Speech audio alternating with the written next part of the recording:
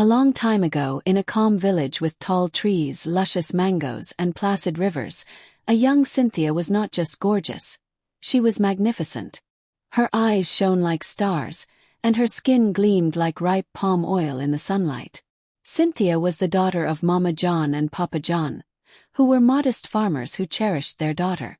Her lips were red and full, her waist was slim, and her hair was thick, long, and black like night.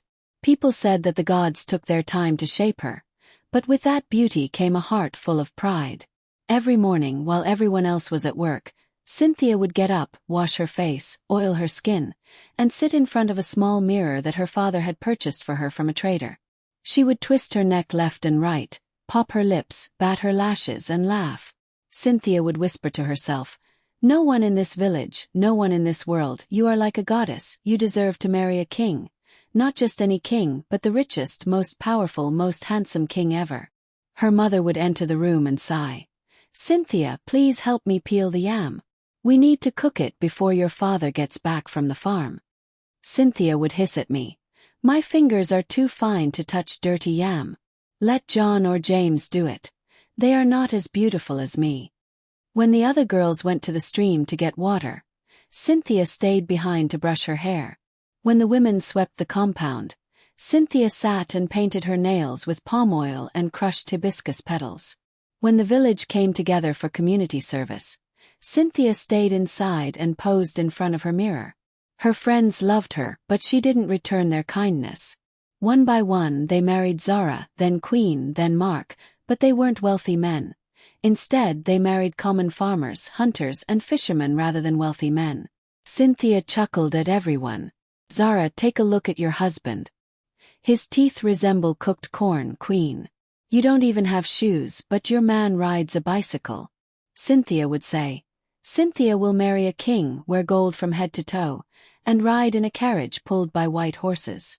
They tried to ignore her, but occasionally they sobbed in private.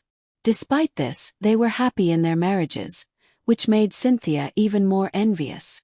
On a market day, the town was a riot of color and sound as women sold fresh okra, tomatoes, and peppers.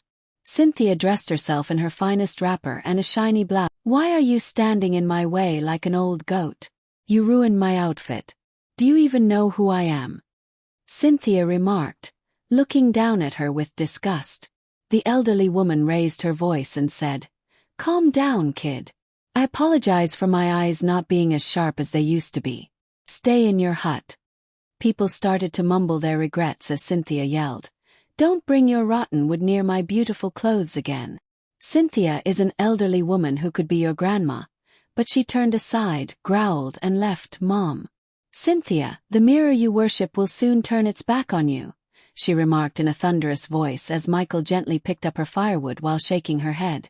"May your beauty melt like candle wax, may your pride become your prison, you shall not see beauty again until you live with the ugliest man on earth. Only then will you discover that the market was quiet. Even the birds ceased to sing that evening." The following morning, Cynthia yelled so loudly that everyone in the town could hear, "What is this? This is not me." Cynthia felt a peculiar heat on her skin as she gazed into her mirror and chuckled nervously, wondering what kind of prank this was. But the mirror broke slightly and her reflection shimmered.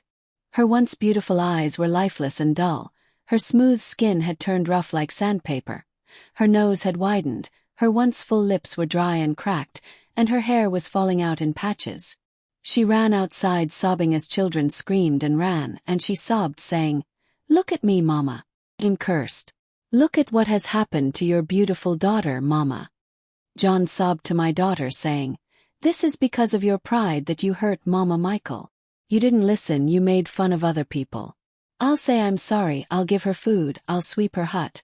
But when they got to Mama John's house, the elderly woman wasn't there, and nobody knew where she had disappeared to. Cynthia turned into a shadow. Did you hear what happened to Cynthia? Her mirror was covered with cloth, and she stopped walking with pride and instead stayed inside to hide from the villagers' chatter. When a strange visitor wearing a long robe with his face covered by a straw hat arrived in the town, Cynthia's once proud appearance evaporated like smoke, and she now resembles the palm kernel shell. She was mute, meek, and lonely at that point. He inquired for Cynthia and handed her a message. Your curse will only be lifted if you wed the oldest, ugliest man on the planet, a guy with decaying teeth, foul-smelling skin. Mommy John almost passed out, and I've heard that Cynthia is searching for someone much like me. Cynthia emerged from the hut with her heart pounding rapidly. At first, she thought he looked worse than the curse itself, but then she saw her reflection in the water next to the house and realized what she had become. She recalled the messenger's advice that you must wed the ugliest man on earth, not with your body but with your soul, in order to be free. She turned to face Judas, who was loudly eating something that smelled like fermented beans. Do you agree with me? Judas asked, using his pinky to pick his nose. The people were shocked to learn that Cynthia was marrying this beast. Perhaps she needs assistance. Cynthia gulped hard and nodded slowly. The wedding was straightforward. There was no dancing or music, just shock and silence. Cynthia wore a shabby dress and no jewelry, and Judith wore a tattered red wrapper. That night, her pride washed away in their tiny, foul-smelling shack. Judith snored like thunder. The bed shook, the windows rattled. Is it a lion? She whispered in fear. His feet smelled like rotten yam. He drooled in his sleep.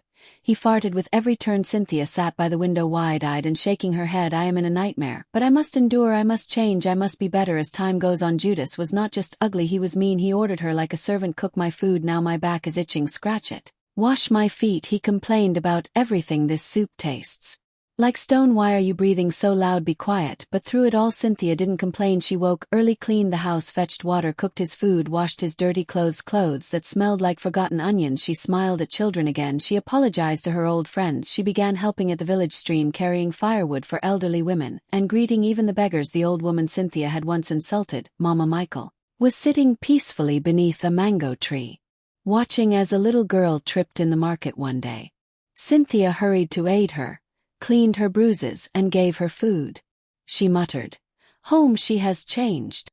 Cynthia went to bed later that night to find Judy snoring loudly than ever. She said, "If I ever become beautiful again, I promise I will never laugh at anyone again. I will never forget what it feels like to be broken," as she gazed up at the moon through the window. "My daughter," the elderly woman murmured softly, "your beauty is back, not in your face but in your heart. You are now truly beautiful. When you wake you shall see." Mama Michael had appeared in her dream that night, shimmering like moonlight. He screamed the following morning when Cynthia opened her eyes and ran to the water pot to look in, but this time it was joy. Her skin was smooth, her eyes were bright, her hair was full again, her lips glowed, and her beauty had returned, only this time it was stronger and fuller. She ran outside singing to the entire village, and the curse was lifted. When Judas saw her, he drew aside and said, "You're not my wife is ugly." Cynthia grinned warmly and said, "Thank you, Judas, you were a part of my journey."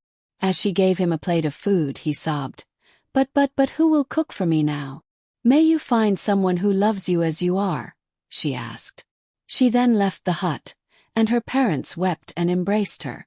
Soon after, a handsome and wealthy prince from a distant kingdom arrived in the village, and after hearing about Cynthia's transformation from pride to humility, he fell in love with her on a deep level.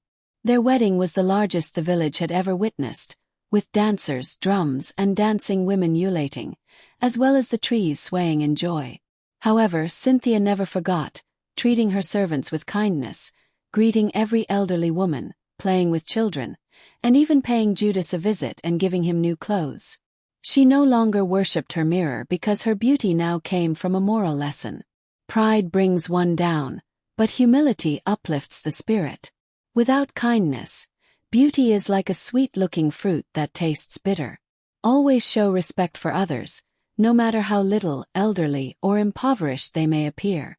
Change starts when the heart learns.